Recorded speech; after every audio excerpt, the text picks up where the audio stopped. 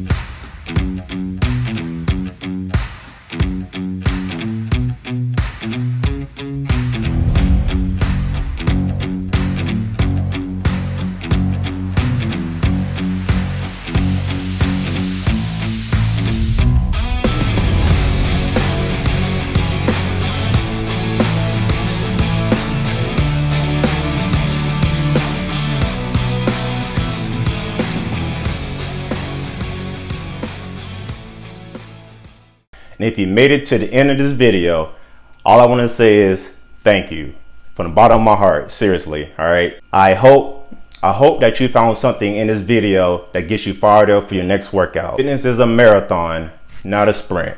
So just keep showing up. Just keep pushing, just grinding. Put your head down, put one foot in front of the other and keep moving forward. And the best part is I'll be here to help you every step of the way. Catch you in the next one.